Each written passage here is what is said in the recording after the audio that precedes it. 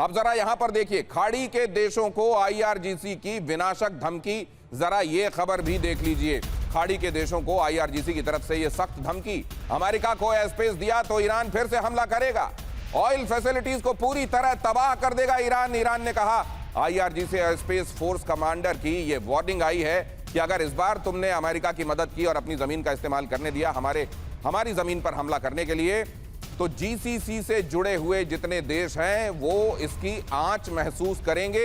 ये बात कह दी गई है आईआरजीसी की तरफ से एक बार फिर। लेकिन सवाल ये है, ये श्रीवास्तव सर, यहां क्या ये 32 देश खुलकर ये कहेंगे कि एक समय अभी महीना भी नहीं हुआ है कि डोनाल्ड ट्रंप ये कह रहे थे कि हॉर्मुज को खुलवाने की आप सबकी जिम्मेदारी, आप सब लोग मिलें और हॉर्मुज खुलवाएं, नेटो भी इसमें सामने आए, सारे लोग आए, क्योंकि मेरे यहां तो एनर्जी भरपूर है, पूरी दुनिया को अगर इसकी जरूरत है तो मैं अकेला बिल क्यों भरूं। और अब वही रोक कर बैठे हुए हैं। क्या आज ये बात कही जाएगी कि डोनाल्ड ट्रंप वहां से पीछे हटिए आप? देखिए Dinesh, thank you very much for being on your show and good evening to my fellow panellist, specially to ambassador Deepak Vohra. खास बात यह है कि ये 32 देश, इसमें से किसको, जितने भी अपने आप को मौजूद मानते हैं, सबको डोनाल्ड ट्रंप, ज़्यादातर नाटो के देश हैं, किसी न किसी तरीके से लताड़ चुके हैं, गाली दे चुके हैं और बहुत भला बुरा कह चुके हैं। और उन्होंने यहाँ ग्रीनलैंड लेने की भी बात की थी। तो ये 32 देश वैसे ही एक तरीके से एक समझौता करने की कोशिश कर रहे हैं कि एक प्रेशर पॉइंट बने। लेकिन सबसे बड़ा जो प्रेशर पॉइंट बनेगा वो जीसीसी कंट्रीज़ की तरफ से बन रहा है। वो ये डर रहे हैं कि ईरान अगर अपने पर उतर आया और हमारे पेट्रोकेमिकल कॉम्प्लेक्सेस पर, डीसैलिनेशन प्लांट्स पर अगर हमला कर दिया एज ए लास्ट मोमेंट, जिसे हम कहते हैं कि मरता क्या ना करता, तब हम कैसे अपने आप को बचाएंगे, वो बहुत बड़ा खतरा ओवरहैंग कर रहा है। और जहाँ तक अमेरिका का सवाल है, जो अमेरिका बार बार कहने की कोशिश कर रहा है कि हॉर्मुज खोलो, 28 मार्च फरवरी से पहले हॉर्मुज खुला हुआ था, वहाँ कोई परेशानी नहीं थी। अब ये कॉन्सिक्वेंस और cause of this war of choice है। तो ये भी सबको समझ में आ रहा है, अगर आप ब्लॉकेट करेंगे तो ईरान के पास शायद कोई रास्ता नहीं हो ब्लॉकेट को जवाब इस तरीके से जो भी वो कर सकता है। ईरान एक रोग नेशन था, हम सब जानते थे, और अब वो थोड़ा सा मॉरल पेडिस्टल पर अमेरिका से आगे दिखता है। रही बात इस पूरी घटनाक्रम में इजराइल की बात नहीं हो रही है। इजराइल इस पॉज से भी सेटिस्फाइड नहीं है और इस वॉर के खत्म होने से भी सेटिस्फाइड नहीं है। और मेरा अनुमान ये, जब तक इजराइल नहीं हामी भरेगा तब तक प्रेसिडेंट ट्रंप इस वॉर से ऑफ रैम्प करना उनके लिए बड़ा मुश्किल होगा। ये बहुत बड़ी बात कह रहे हैं पीके श्रीवास्तव, ये बहुत मार्के की बात है।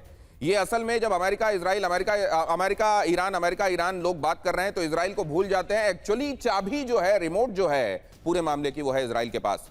और इजराइल फिलहाल इस मूड में नहीं है कि ये जंग रुके, और ना वो ये चाहता कि अमेरिका वैसा शांत हो जाए जैसा वो हो गया है। तो आने वाले दिनों में एक बार फिर से भड़केगा। क्यों? क्योंकि इजराइल जिसके चाहने से अमेरिका इस जंग में आया है, वो इस जंग से तब तक जा नहीं पाएगा जब तक इजराइल नहीं चाहेगा। इजराइल चाहता क्या? बहरहाल देखिए, खाड़ी देशों को ईरान की सबसे नई चेतावनी जो आई है उसमें क्या कहा गया है, अमेरिका के मददगार देशों को धमकी दी गई है।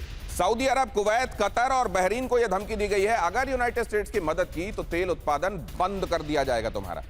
अब सिर्फ सैन्य ठिकानों पर हमले नहीं होंगे, अब उन जगहों को निशाना बनाया जाएगा जो तुम्हारी इकोनॉमी की रीढ़ है। विनोद ऑगस्टीन सर, ये असल में उन खाड़ी देशों को क्या चेतावनी है? ये तो सीधे सीधे अमेरिकी सिक्योरिटी अम्ब्रेला को चुनौती है ना, कि ये है तुम्हारी हैसियत, ये है तुम्हारी औकात, फिर मारेंगे।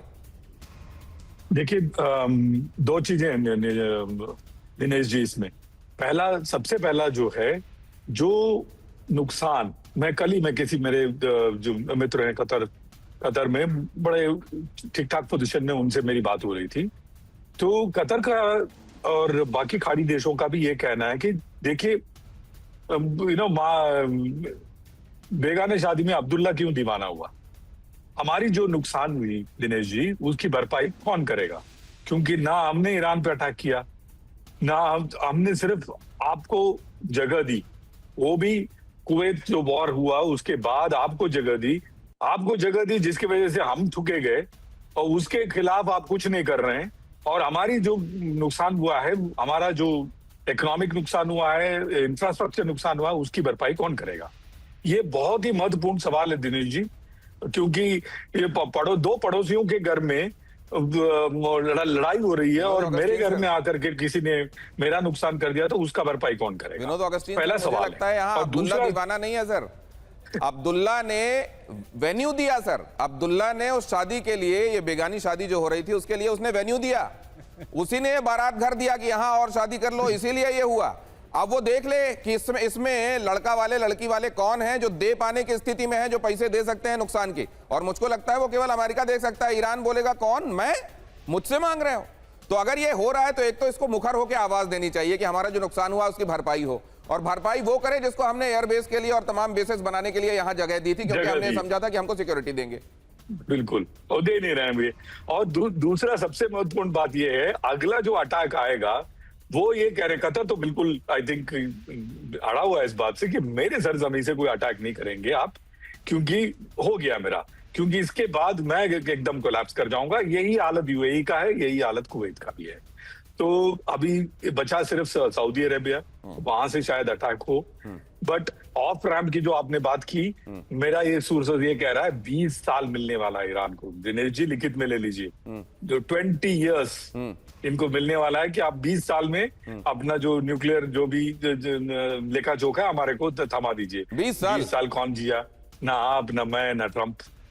ये 20 साल, ये आपने बहुत बड़ी बात कही है। आप हैरान मत होइएगा, ये किसी फिल्म के टाइटल से अगर आपको मिलता जुलता हुआ लगे, 20 साल बाद, क्या ये 20 साल बाद ये ट्रंप उसको एनालाइज करेंगे? कौन होगा जो दुनिया में एनालाइज करने के लिए उस समय का, अभी उस स्थिति में जो आज जिस पावर पोजीशन में है वो तब रहेगा, और रहेगा तो जीवित रहेगा कि वो एनालाइज करे कि ईरान को इतना टाइम दिया गया था।